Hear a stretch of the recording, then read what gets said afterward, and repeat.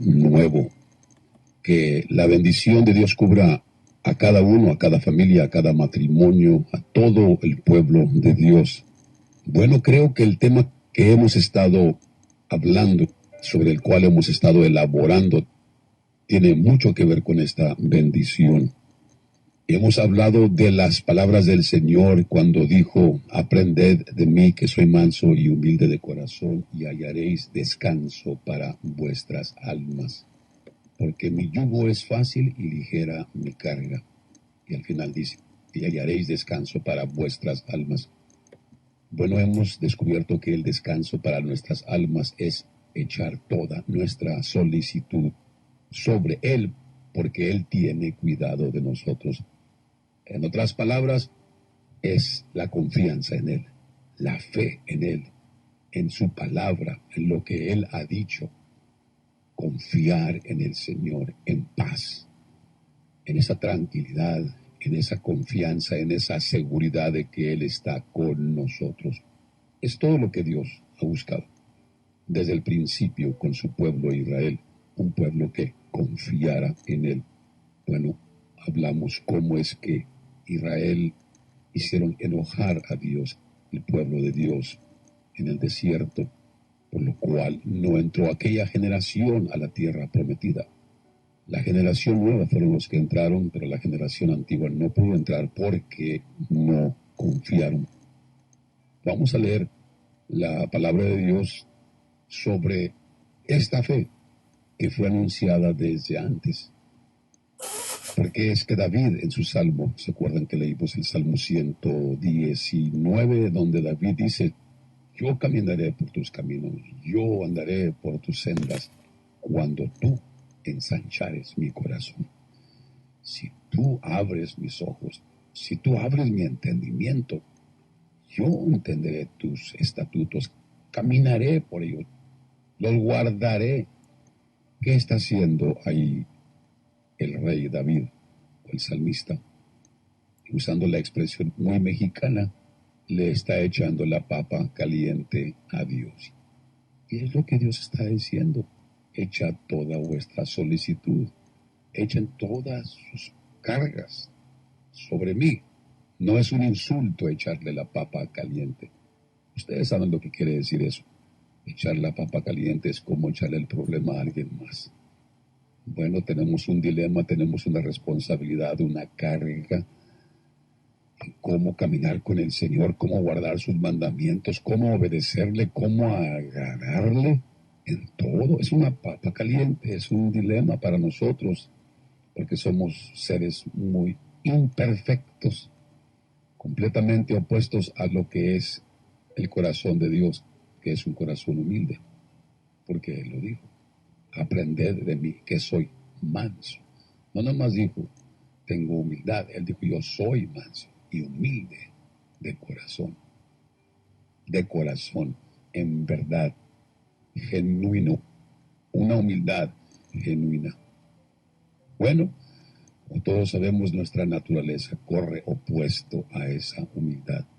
Por más buena gente que sea la persona, ahí está aquel orgullo que brota de nuestros poros de una forma u otra. Bueno, ¿cómo vamos a hacerle para guardar su palabra, para descansar en Él, para tener descanso para nuestras almas, confiando en el Señor? Y esa es humildad. En lo que toca a nuestra relación con nuestro Dios, demostramos nuestra humildad confiando en Él. Demostramos nuestra humildad con otros, con nuestro prójimo, con nuestra actitud de benignidad, de amor, de perdón, de misericordia, de compasión. Esa es la forma que demostramos la justicia de Dios, nuestra humildad con nuestro prójimo. Con Dios la demostramos confiando en Él, echando toda nuestra carga sobre Él. Bueno, ¿cómo es que comienza esto en el pueblo de Dios aún en el tiempo del Antiguo Testamento? Muchos han creído de que todavía en el Antiguo Testamento se agradaba a Dios guardando los mandamientos, que guardaban los mandamientos a tal nivel o tal grado, entonces se agradaba a Dios, y que ahora es por la fe. No, nunca ha cambiado Dios. Por la fe, desde el principio. Y bueno, la Escritura es que desde el principio, la única forma que se ha podido agradar a Dios es por la fe. La única forma que se ha podido entrar en el reposo, en el descanso, en lo que dijo el Señor, hallaréis descanso para vuestras almas. Van a entrar en un reposo, en un descanso, es por la fe, confiando en el Señor. Un canto antiguo que cantábamos hace muchos años pasados y poco lo cantamos hoy. Si yo confío en el Señor, Él no va a fallar. Recuerdo cuando lo aprendimos, pegó con tubo ese canto y lo cantamos, le sacamos lumbre, lo cantamos y siempre me preguntaba por qué es que fue tan popular este cantito. Bueno, es que toca una cuerda en el alma de cada persona, de cada ser. Si yo confío en el Señor, Él no va a fallar. Si el sol se llega a oscurecer y no alumbra más, yo aún confío en el Señor, Él no va a fallar. Y la última estrofa decía, puedo descansar, a su mansión Él me llevará. Si el sol se llega a oscurecer, si todo se apaga, si todo falla, algo que se puede depender de ello, el sol que salga cada día. Bueno, si aún el sol, algo tan permanente y tan perseverante como es la salida del sol y que alumbra en el día, bueno, si aún eso falla, dice el cantito, si aún el sol se llega a oscurecer y no alumbra más, yo aún confío en el Señor, Él no va a fallar.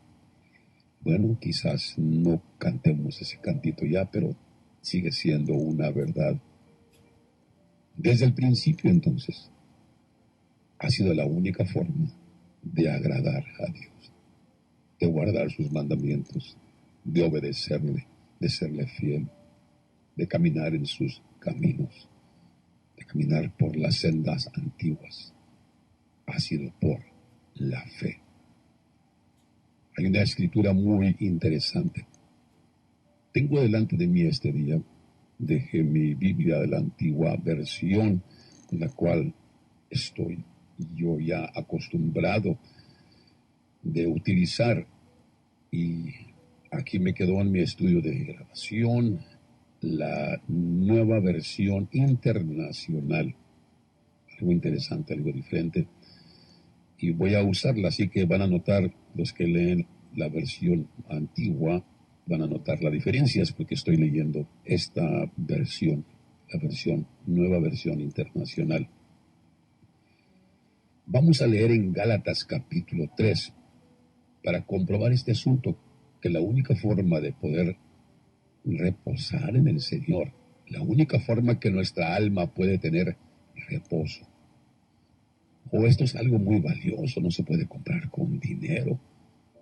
La gente hoy lo trata de hacer comprando pastillas y medicamento para calmar los nervios, para calmar, la palabra tan popular, el estrés.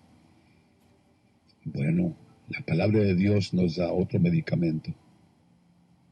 Y el medicamento es confía en el Señor. Lo tenía hasta en los huesos el salmista. Los que confían en el Señor no serán avergonzados. El Señor es mi luz y mi salvación. ¿De quién temeré? Yo confío en el Señor. ¿De dónde tomó esta confianza? ¿De dónde aprendió este mensaje? ¿De dónde aprendió a caminar con Dios de esta manera? ¿Cómo alcanzar a estar firme en Dios? La lógica de la religión es esfuérzate. y tú lo lograrás. No es así. Aquí es ríndete, porque de ese rendimiento a Dios proviene la fuerza para esforzarnos, proviene el anhelo, el deseo, el poder. Entonces no es esfuérzate, es ríndete, confía. En su salmo, en donde David dice, me hallaba en el lodo cenagoso, en el lago de miseria. ¿Cuál sería? No sabemos todas las pruebas, sus pruebas y luchas y aflicciones. ¿Cuáles serían? No sabemos, pero él así lo declara. Y declara, da expresión de que estaba en este lago de miseria, en este lodo cenagoso, un pantano. Y ustedes conocen la naturaleza de un pantano. El que cae en un pantano debe estarse quieto hasta que lo rescaten, porque entre más se mueve y más manotea, más se sube. Y así es también esta vida. Entre más manoteamos, más nos subimos. ¿Cuál es la solución? Confía en el Señor. Clama al Señor. Confía en el Señor. Bueno, el Señor conoce nuestra condición. La incredulidad de esta carne, pero está basada y está arraigada y fundada en orgullo, la autosuficiencia. Y es lo que batalla el humano más para soltar la autosuficiencia. Nos gusta pensar y nos gusta concluir de que nosotros somos autosuficientes. No nos gusta dar lástima, no nos gusta andar pidiendo, exceptuando algunos que les gusta. Pero la mayoría de las personas no nos gusta andar pidiendo ni dando lástima. Nos gusta que otros miren que somos autosuficientes e independientes. La verdad, somos muy lejos de eso. Dependemos de Dios y somos, entre unos y otros, interdependientes. Nos necesitamos los unos a los otros. ¿De dónde nació? ¿Cómo podemos explicar esta fe en el Antiguo Testamento? Explicando de que la única forma que se ha podido agradar a Dios y que el creyente, el Hijo de Dios, el pueblo de Dios, puede tener o pudo haber tenido descanso es por la fe, confiando en el Señor. Vamos a leer la carta de Pablo a los Gálatas, en el capítulo 3. Gálatas no es una carta a una iglesia que había caído en pecado como la fornicación, adulterio, borracheras, idolatría, ni celos, ni iras, ni contiendas como los hermanos de Corinto. Entonces, ¿cuál era el problema? La verdad es que los Gálatas eran gente fiel y querían aún ser mejor. ¿Habrá algo malo con eso? No. Creo que eso describe a todo creyente sincero hoy en día. Queremos ser mejor. Por eso cantamos ese canto también de alabanza y adoración. Renuévame, Señor Jesús. Ya no quiero ser igual. Quiero ser como tú. Hazme como tú, Cristo. Así cantamos. ¿Por qué? Porque deseamos ser mejor. Los que somos esposos deseamos ser mejor esposos. Los que somos padres deseamos ser mejores padres, mejores abuelos, mejores hermanos, mejores pastores, mejores esposas, mejores hijos, mejores trabajadores, mejores hijos de Dios. No es algo malo. ¿Y por qué Pablo habla tan duro a los Gálatas? Aún más que a la iglesia en Corinto, que eran conflictivos. Se parecían a la iglesia del siglo XX aquí en Norteamérica. Unos decían soy de Pablo, otros de Cefas, otros de Apolos, otros de Cristo, Sin embargo, cuando escribe Pablo la carta a los Corintios, comienza con algo suave y les dice: ustedes están enriquecidos en todo don, hermanos. Les echa una poquita de crema al principio. Luego después ya se destapa y les dice: sois niños carnales en Cristo. Pero a los Gálatas no comienza con ninguna crema, absolutamente nada. Instantáneamente, Gálatas insensatos. Comienza desde el principio. Ahora vamos a leer en esta carta a los Gálatas, el capítulo 3, en la versión Nueva Internacional, porque no tengo conmigo en este momento la Biblia, la versión antigua. Pero vamos a mirar, vamos a leer. El verso clave va a ser el verso 7 y 8, pero vamos a leer desde el verso 1 para que podamos entender esta escritura dentro de su contexto. Gálatas torpes, Gálatas insensatos, dice la versión antigua. ¿Quién os fascinó? Esta versión dice: ¿quién los ha hechizado? ¿Quién los embrujó? ¿Quién los encandiló? Antes, ¿quién es Jesucristo crucificado? Ha sido presentado tan claramente. Solo quiero que me respondan a esto. ¿Ustedes recibieron el Espíritu por las obras que demanda la ley o por la fe con que aceptaron el mensaje? Bueno, es una pregunta retórica.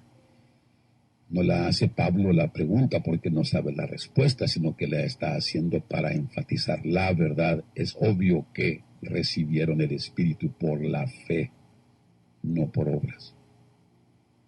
Tan torpes son, tan insensatos son. Después de haber comenzado con el Espíritu, pretenden ahora perfeccionarse con esfuerzos humanos. Pretenden ahora perfeccionarse con esfuerzos humanos. Perfeccionarse, mejorarse. Eso no está mal. El mal está en querer hacerlo con la carne, en la carne o con esfuerzo humano, con nuestra fuerza. Ese es el error. Por eso muchos hoy del pueblo de Dios que amamos a Israel, nos contamos en ese número. Pero estamos bien sabidos en qué estamos parados. Los que no lo entienden, hermanos nuestros que han amado y aman a Israel, pero han terminado judaizando porque quieren perfeccionarse, pero con esfuerzos humanos. ¿Y cuál es la razón de que esto sucede con ellos? ¿Qué es la razón que esto sucede con ellos? Al rato lo miramos con barba llena, y no es ningún pecado traer barba llena. El pecado es que ya trae barba llena y juzga a los que no. Esa es demostración y prueba y evidencia de que lo que está haciendo es que pretende perfeccionarse con esfuerzos humanos. La razón que muchos de mis hermanos, estoy tan convencido, y ha explotado este movimiento, y se llama al principio mesianismo, pero terminan judaizando, es porque no han comprendido el Evangelio.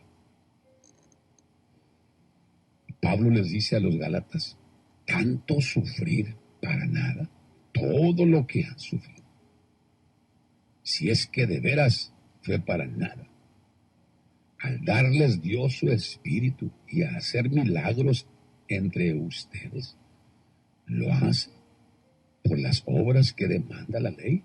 Dios hace los milagros porque ustedes son tan perfectos y guardan la ley, o porque se han circuncidado, o porque guardan el Shabbat. Lo hace por las obras que demanda la ley o por la fe con que han aceptado el mensaje. La respuesta es clara: no es por las obras que ustedes han hecho, no es por su perfección, Y repito, no es ningún error, ningún problema, ningún crimen, ni ningún pecado querer mejorarse, ser mejor, pero no por esfuerzo humano. ¿Por qué? Porque si logra mejorarse en algo por esfuerzo humano, con su esfuerzo humano, con su fuerza, se va a vanagloriar. Y en este camino nadie puede tener la gloria. Dice el apóstol a los Corintios, si alguno se gloría, gloríese en el Señor. Así fue con Abraham, le creyó a Dios. Y esto se le tomó en cuenta como justicia. Aquí entonces alude el apóstol o se refiere a Abraham. Así también Abraham, los milagros que ocurrieron en él fue por la fe. Le creyó a Dios y fue considerado justo por su fe en Dios. Y las justicias que derivaban o salían o emanaban de su vida es porque primero había creído a Dios. Por lo tanto, la raíz era Dios, no su esfuerzo. Entonces esto se le tomó en cuenta como justicia, creyó a Dios. Por lo tanto, sepan que los descendientes de Abraham son aquellos que viven por la fe. Vamos a mirar qué quiere decir esto. Desde el Antiguo Testamento, los que agradaron a Dios son aquellos que vivieron por la fe. Así está escrito en el libro del profeta Habacuc. De ahí origina esa palabra. El justo vivirá por la fe. El justo vivirá. No nomás a veces va a ejercer fe, sino que el justo va a vivir. El justo funcionará. Es la única forma que puede funcionar por la fe, confiando en Dios. Desde lo más pequeño hasta lo más grande. En efecto, la Escritura, habiendo previsto que Dios justificaría por la fe a las naciones, anunció de antemano. Aquí está la clave, y sobre esto vamos a elaborar. Dios anunció, y la clave está aquí, de antemano el Evangelio a Abraham. Predicó Dios el Evangelio de antemano. ¿De antemano qué? Antes de que viniera el Mesías, antes de que viniera Emanuel, antes de que el mismo Criador de Israel se manifestara en carne y tomara un velo de carne, antes de antemano anunció el Evangelio a Abraham. Dios les bendiga. Los invitamos a nuestros servicios de celebración y predicación los domingos en el 960 Fifth Avenue, Avenida Quinta, Chula Vista, California, a las 4:30 de la tarde. Ministerio Restauración los invita a que estén con nosotros el domingo a las 4:30 de la tarde para celebrar la palabra del Señor. Yo estaré para ayudarte, orar por ti, animarte. Esperando que este mensaje haya sido de bendición para usted, le recordamos que Tiempo de Restauración se transmite martes y jueves a esta misma hora. Si desea más información sobre Ministerios de Restauración o si desea una copia de este mensaje, visite su página de internet evalverde.org o su cuenta de Facebook Valverde Ministerios de Restauración o llámeles al 619-972-77 619-972-77. La nación.